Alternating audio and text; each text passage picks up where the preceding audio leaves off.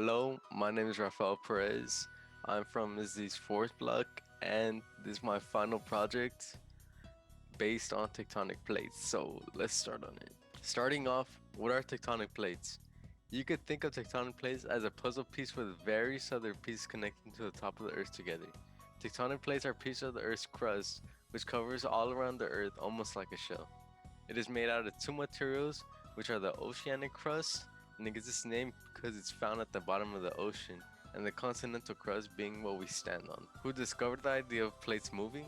Well, the first idea of continents moving was a scientist that was named Alfred Wegener, back in the 20th century, in which he called it Pangea. What is Pangea? Pangea is a theory that over a million years, the supercontinent broke apart and drifted away from each other, forming the continents that we live on today. Although his idea was right, and there is even some evidence that this event occurred due to the same fossils and similar rock layers miles apart, nobody took his idea seriously.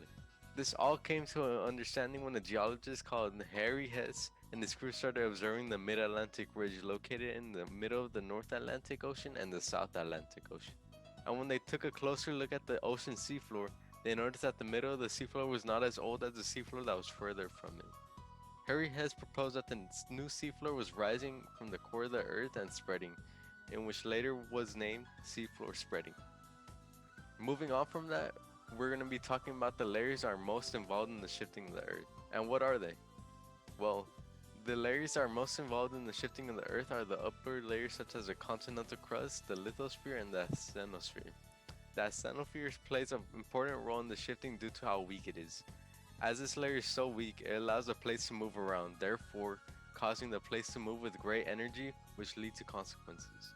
The plates have to move due to the heat and the pressure that is within the planet's core, which causes the plates to move in whichever direction depending on where the heat is dispersed. There are three different types of way that the plates move. There are convergent boundaries, in which both plates collide against each other, divergent boundaries, in which both plates move away from each other, and transform boundaries, in which they slide past each other that cause earthquakes.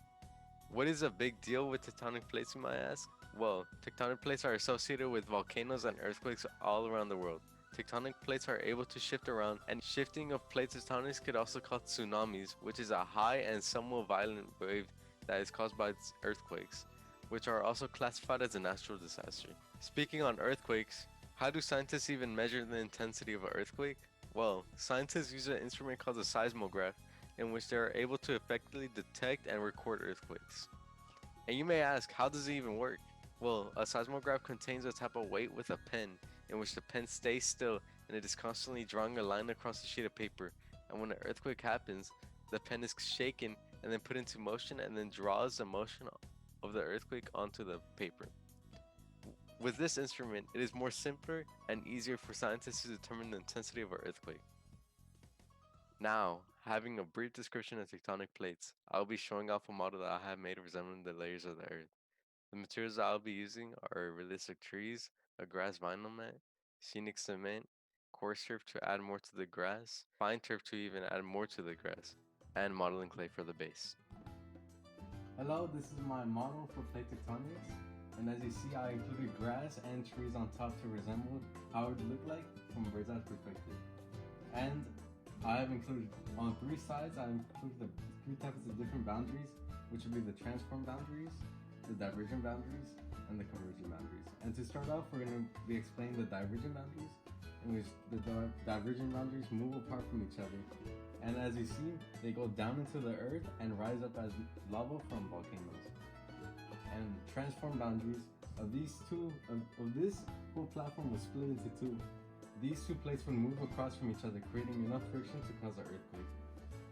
And lastly, the convergent boundaries, in which you see two continental crusts, but they wouldn't collide like this. One would go under, in which it would melt and then come out as lava.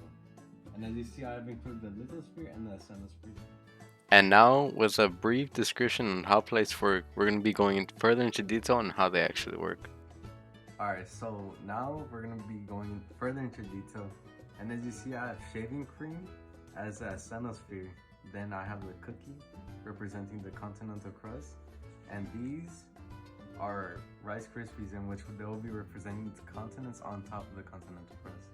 So as you guys see, we'll be going over transform boundaries in which both of the plates move across from each other, and you're gonna see how bumpy it is and how much it's risking to cause an earthquake. So as you guys see,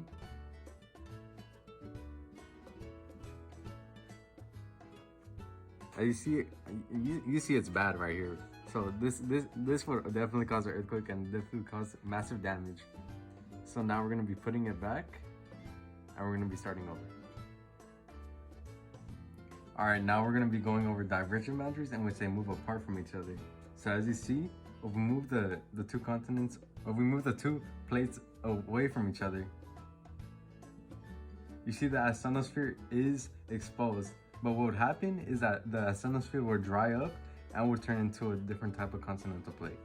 So now we're gonna be going into how would it be if they both collided against each other. All right, so now we're gonna be going over convergent boundaries, in which I'll be explaining two types of convergent boundaries, in which right here, this would be the oceanic plate and this would be the continental plate, in which with the ocean, it'd go underneath instead of over. So as you see, the plate will go over and the continental plate would go over. So basically, down here, the plate right under the continental plate would melt, and as a result would come out as lava from a volcano. All right, and this will be the second representation of convergent boundaries if continents were on top of the plates. So as you see, this altogether would cause something that we call mountains. So as you see, these two plates go against each other like this. And what is that? This is what we call a mountain. And to wrap everything up, I hope you guys learned something from this, and I hope you guys gain a deeper understanding of how our world works and how plate tectonics work. So, shout out to Ms. D. This is for my project for 4th block physics, and I hope you guys enjoy, and I hope you guys have a good rest of your week.